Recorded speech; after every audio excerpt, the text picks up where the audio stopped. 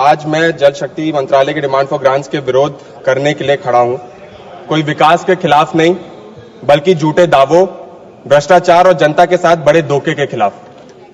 सरकार दावा करती है कि जल जीवन मिशन के तहत भारत की पानी की समस्या सुलझ रही है, लेकिन अगर आप उत्तर प्रदेश के किसी भी गांव में चले जाएं, तो एक अलग सच सामने आता है। अध्यक्ष महोदय, आंखों में आंसू आ गए, लेकिन इनके नल में एक बूंद पानी तक नहीं आ पा रहा है।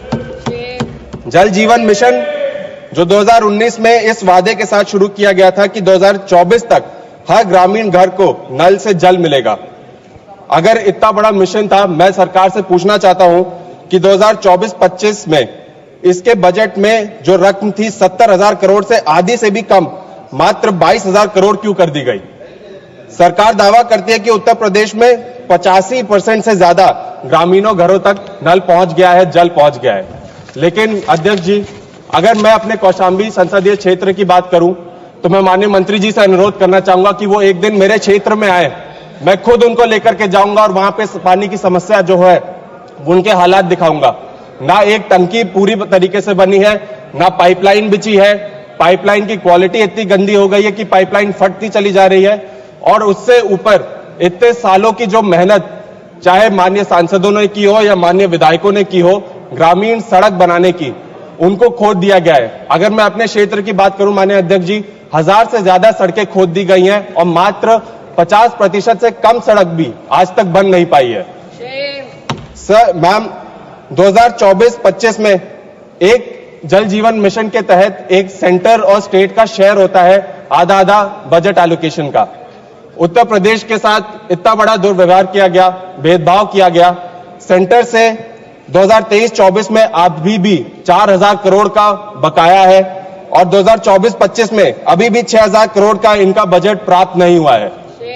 Standing committee on water resources की रिपोर्ट में कहा गया है कि 3 लाख से ज्यादा सैंपल्स कंटामिनेटेड पाए गए हैं।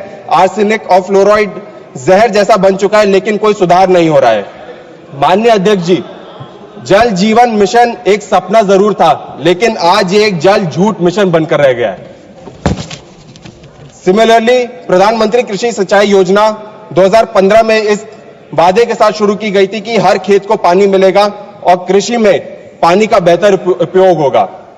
माननीय अध्यक्ष जी, अपने यूपी में 70% ग्राउंड वाटर हर साल एक्सट्रैक्ट करा जाता है, लेकिन ग्राउंड वाटर रिचार्ज के लिए कोई ठोस व्यवस्था इस सरकार ने अभी तक नहीं की।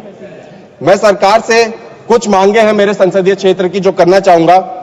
कुछ इरिगेशन प्रोजेक्ट्स हैं, महाराजपुर से सिया माइनर कैनाल, रामपुर केटवा से बसियारा माइनर कैनाल, बागराय से कमासिन चाकवट माइनर कैनाल और एक बाकुल्ही नदी जो रायबरेली से निकलती है मेरे संसदीय क्षेत्र के थ्रू होकर जाती है माननीय अध्यक्ष जी, जो कुंडा और बाबागंज में भयंकर बाढ़ लेकर आती है।